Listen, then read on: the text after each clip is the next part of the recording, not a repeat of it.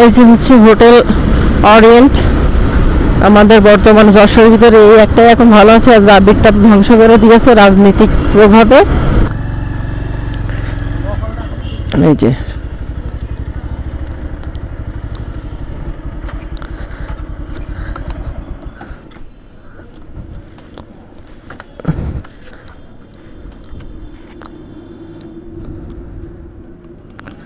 দেখি কত মিনিট সময় লাগে কাজটা করতে। এখন বাজে হচ্ছে 4টা 23, 4:30 বাজে। আমি আধা ঘন্টার ভিতরে চলে আসছি। হ্যাঁ, কাজ নেই।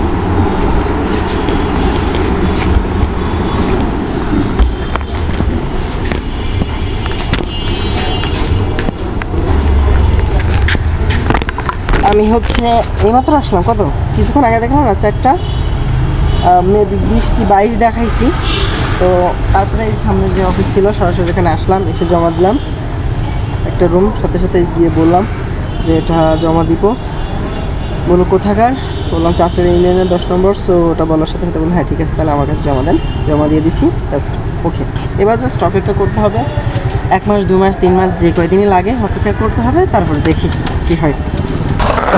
দেখ বিকাল আসলে দেখতে ভিড় কম থাকে, জমা দিতে সুবিধা, ঠিক আছে। সো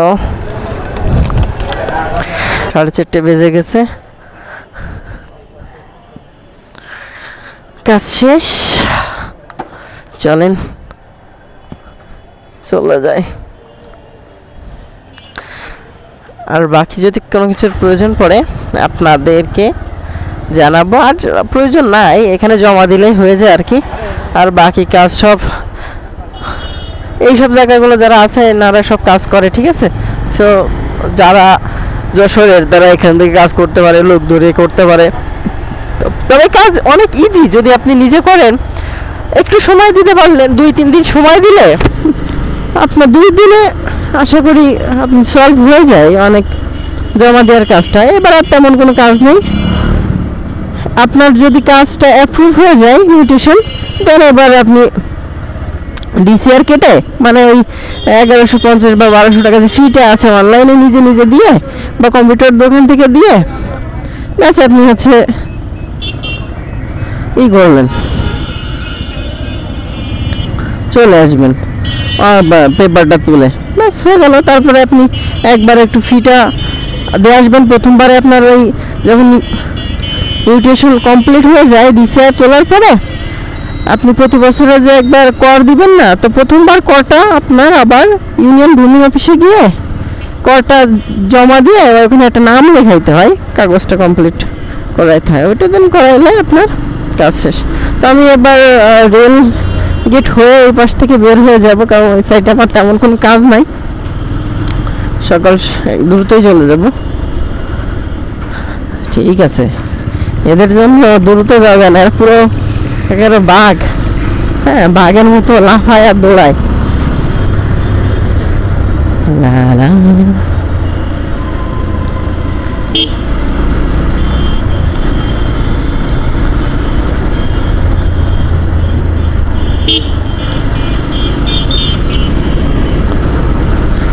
আমি হয়তো মনে করছিলাম যে এখানে এসে একটু সময় লাগতে পারে, বাট সময়টা লাগেনি, বেঁচে গেলাম, কারণ ভিড়টা এখন হতেছিল না।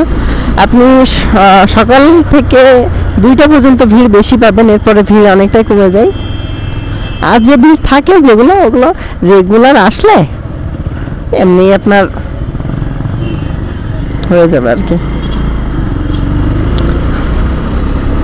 হ্যাঁ, এই যে হচ্ছে হোটেল অরিয়েন্ট। আমাদের বর্তমান যশোরের ভিতরে এই একটাই এখন ভালো আছে, আর জাবিরটা ধ্বংস করে দিয়েছে রাজনৈতিক প্রভাবে। ৩৬শে জুলাইয়ের যে ঘটনা, ওখান থেকেই জাবির শেষ। আর হোটেল ওরিয়েন্টটা টিকে আছে।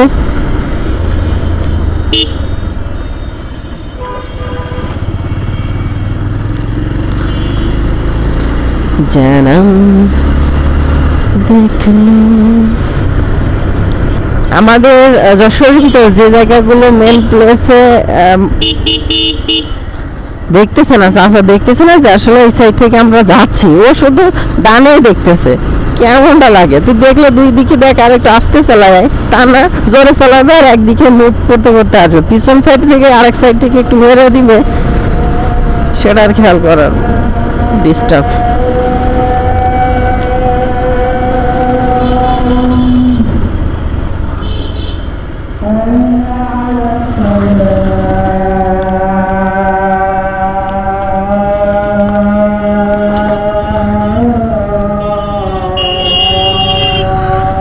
হ্যালো এভরিওয়ান, এটি হচ্ছে আমাদের রেল গেট বাজার, ঠিক আছে। আর এখানে সব দেখতে পাচ্ছেন অনেক কিছু বিক্রি হয়, যে জুতো টুতো দেখতে পাচ্ছেন, এগুলো সব কিন্তু চুরাই জুতো। হ্যাঁ, সব মসজিদে নামাজ পড়তে যায় না, আর নামাজ বলতে গেলে হচ্ছে ওইগুলো বাইরে নেই, সেই সব জুতো বেশি, যেগুলো ভালো দেখবেন এখানে সব ওই ঝাড়া জুতো। আর দ্বিতীয়ত আপনি মানে কিছু কিছুটা অনেকে লোকেরা দান করে দেয়, আবার অনেকে ফেলে দেয়, সেগুলো নিয়ে এসে সার্ভিসিং করে। যেমন চামড়া জুতো আমরা সাপোজ যদি ছিঁড়ে যায়, আমরা কিন্তু আর ব্যবহার করি না, ফেলে দিই বা কাউকে দিয়ে দিই, ওগুলো কিন্তু রিপেয়ার করা যায়, তাই না?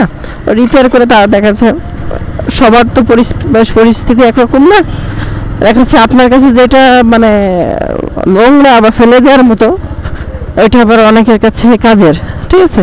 সো তার যার যার অবস্থান আছে, অবস্থান থেকে আর কি সে সেটা ইউজ করে, এই আর কি।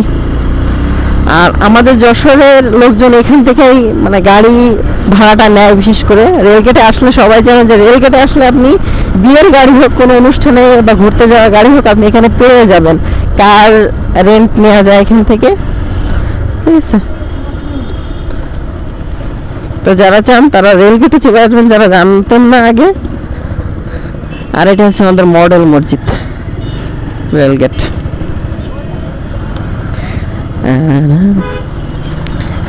বকর বকর যত করবেন তত গলা শুকাবে, ঠিক আছে। আমি ভাবছি কুলাঘাটে গিয়ে একটু ছোট করে ড্রিঙ্ক করব। আবার ভাবেন না অন্যরকম ড্রিঙ্ক, আমরা খাই ভালো জিনিস খাই, জুস খাবো, জুস, আখের জুস।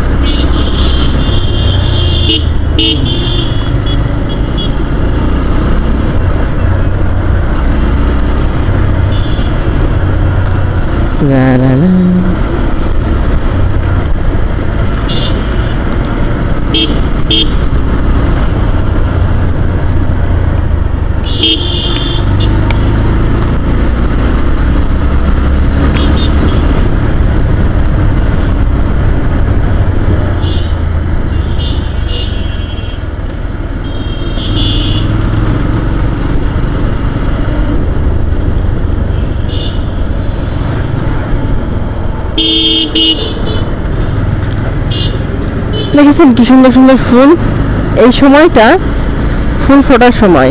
আর এই যে গাছগুলো লাগানো আছে এই সাইডে খুব সুন্দর সুন্দর ফুল ফোটে এভাবে।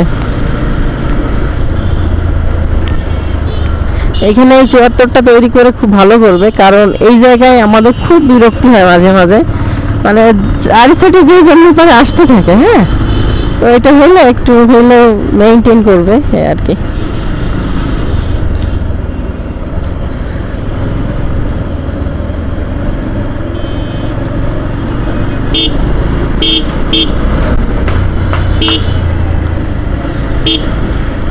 এদিকে দেখেছেন, আপনি যদি হর্ন না দেন আপনার কেউ সাইড দিবে না।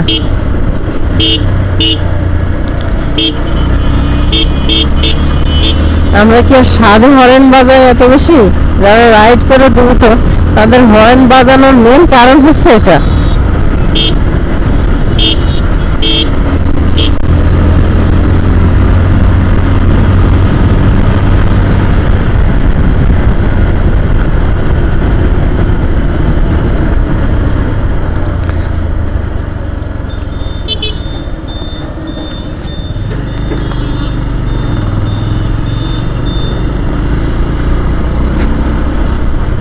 আমি এখন চাষড়া চেক পোস্টে আছি। লা লা লা লা লা লা লা লা লা লা লা।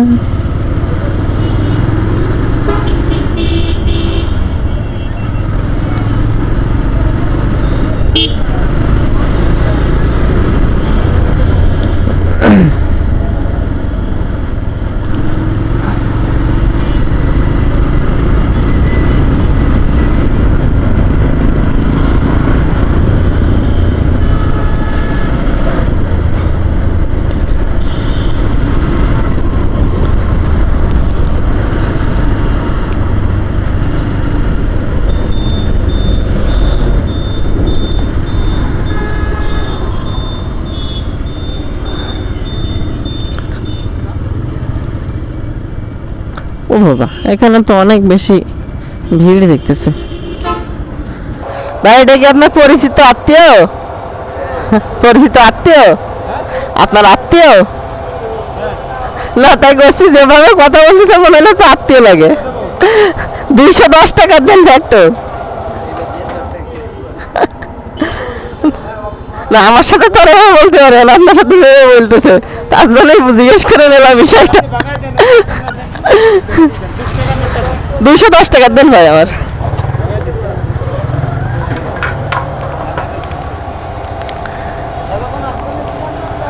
এখন 118 টাকা 30 পয়সা করে রেট যাচ্ছে, দেখতে পাচ্ছেন। গরিব মানুষ তেল নিচ্ছে 210 টাকার, 1 লিটার 78 আসছে।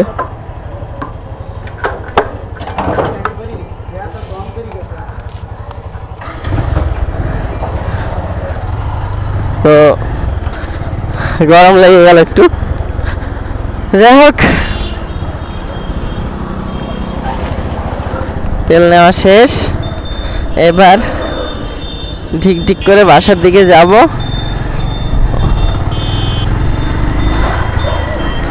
এদের থেকে সাবধান রে ভাই।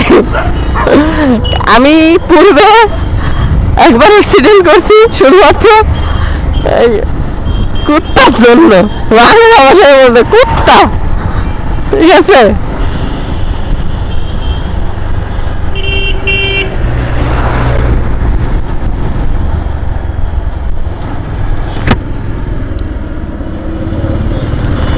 চাষা টানতেছে না, আমাদের টাইম নিয়ে বের হয়ে যেতে হবে।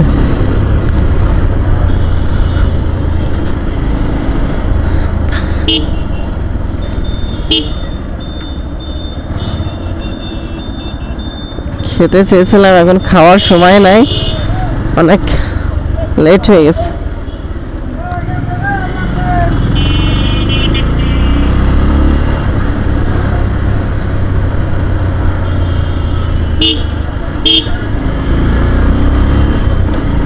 এই সাইডে এইটুকু পার হতে পারলে জোরে যাওয়া যাবে, কারণ এই সাইডে আবার ওই আপনার কুকুর বেশি। হ্যাঁ, সামনে